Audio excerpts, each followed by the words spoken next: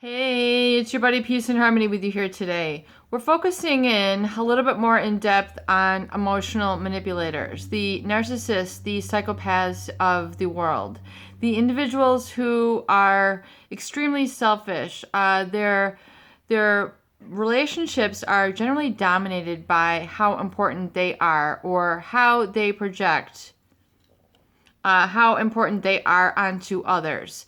They furthermore will exploit others, making them feel less than as part of their ploys and their emotional manipulative tactics to get others to serve them more profoundly, more consistently through emotional manipulation. And oftentimes this is manipulation becomes an emotional mastery over another person.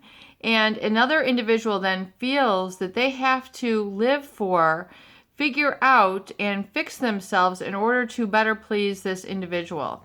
They will, because of the dynamics of the emotional manipulation, the individual will feel like there's something inherently wrong with the relationship, there's something not going right, that they're not getting along, and its chances are then self-inflicted, self-sabotaging beliefs about self, thoughts about self, emotions about self that then permeate their entire day, week, month, year, and then furthermore identity. And it becomes a chronic mood where they feel that they are having to fix themselves or constantly fix this individual, and they can't just go about the business of living life.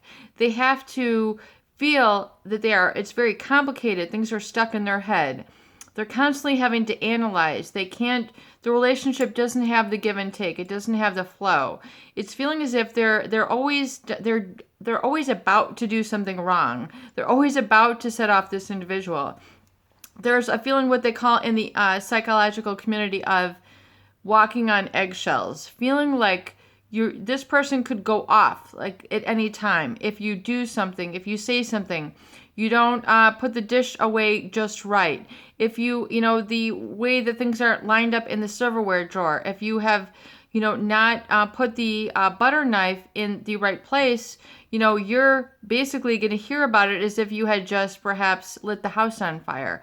I mean, the emotional intensity with which the emotional criticism is really disproportional to the situation or circumstance at hand. So emotional manipulation, oftentimes the emotional hostility and negativity is disproportional to what that individual has done. So this is really the root of emotional manipulation and control at the hands of a narcissistic, psychopath, or borderline type of individual. And it's part of that narcissistic rage, but it's part of emotional manipulation.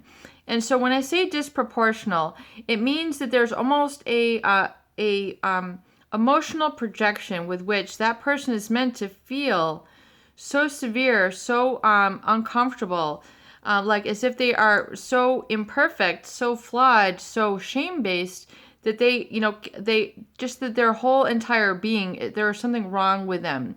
They are flawed in some way. So this person is then what we call walking on eggshells, always feeling a little bit scared, always feeling a little bit apprehensive, feeling a little bit perturbed that if they just do something, this other person is going to flinch and then just go out into this narcissistic rage, which is then directed at you.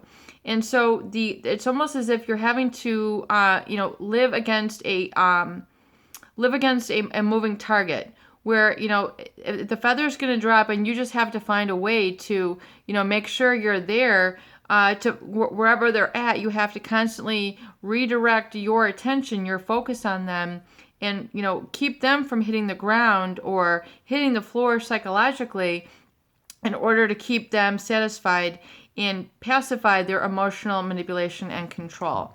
So if you feel that your life is basically like out of balance, or you're focusing on that feather that's about to fall and you have to keep it from hitting the ground, and you don't know if the wind's going to blow a little this way, a little bit that way, you're having to constantly live in reaction or in attention to this individual, then that's the sign you're in a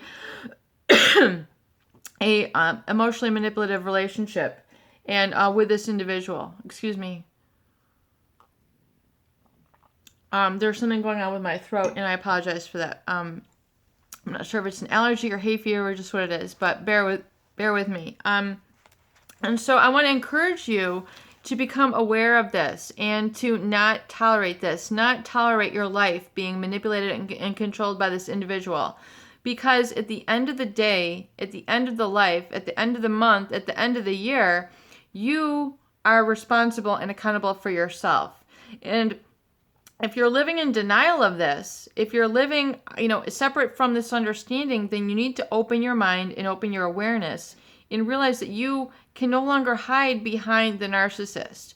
You can no longer hide behind the psychopath. You can no longer hide behind the emotional manipulator. It becomes a habit. It becomes an identity. It becomes a personality and a mood and a pervasive lifestyle to constantly live behind a narcissistic abuser. So some people inadvertently, unconsciously had made their life purpose to hide behind this individual. And so if this is you, you need to, come out from underneath their emotional manipulation. And you need to work on your recovery journal and do those brain drain pages. Start writing out, start getting some of this negativity out. And furthermore, focus and identify on your needs, wants, and who you want to become, how you want to feel, how you're going to plug in these recovery dates and making sure these get done, because at the end of the day, if you're not doing these, you're only accountable to yourself. It's very important to not just only be accountable to a narcissist or a psychopathic emotional abuser. You have to be accountable to yourself. If you need to find an accountability partner, someone who's going through your recovery with you, then you need to find a partner in recovery. You can do that here on the channel. You can find each other in the community and, tag each other in the comment section and make sure you're keeping accountable. But at the end of the day, you have to fulfill those requirements. You have to have your voice emerge. You need to do those brain drain pages early in the day. The three pages of long-handed writing, just to get some of this negative stuff out. Otherwise, it's going to be carried. You're going to carry it, and it's going to create a fog, and it's going to create a limitation for you in your life. You're going to feel stuck. You're going to feel at the mercy of this manipulator. You're constantly going to be deflecting the next, rage attack. You're going to be deflecting the next criticism. And, why do you always want to be in the line of a target of an arrow that's coming at you, a poison arrow that's just going to come and fill you with, with horror, with terror, with low self-esteem, with self-doubt, with, self-sabotage? Why do you want to be in the midst of that arrow? Why do you want to be a target for that? What is the payoff with you staying stuck? You have to ask yourself these tough questions. It's not enough to waste months and years of your life, decades, not being accountable for yourself. It's time to, go through what we call an awakening. It's time to go through a breakthrough. It's time for you to do that work. It's time for you to take some new action steps. It's time to get uncomfortable. It's time to awaken your voice. And as much as the work is, as much as the payoff is. The payoff will be in your sense of security, your sense of certainty, your sense of self-trust, your sense of knowing, your sense of being able to hold your ground, being yourself, and knowing that you're not the criticized, shame-based individual that the narcissist manipulator will have you be, but you are grounded in your wholeness. You're grounded in integrity. You're grounded in your own values. You're grounded in your own love and appreciation, and you're grounded in your own strengths, whatever those might be.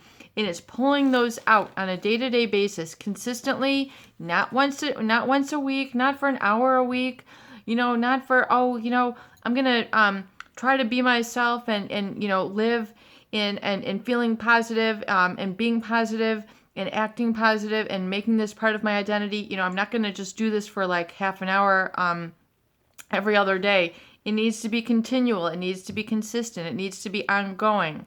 And the more you work on it, the easier it's going to do. But like they always say, the longest journey begins with one step. So you have to make that first step. You have to get that recovery journal. You have to get the brain drain. Get yourself a pen. Get a pen. Get a lucky pen. Get an unlucky pen. Get a blue pen, black pen. It can be fancy as long as it writes nice and it's very fluid. You need to do that recovery journal where you're doing your brain drain, getting this writing out. If you're not a good writer, pick up the computer. I mean, if you want to type it out, I would recommend pen and paper because, there's a lot of character and a lot of personality that comes out in people's writing.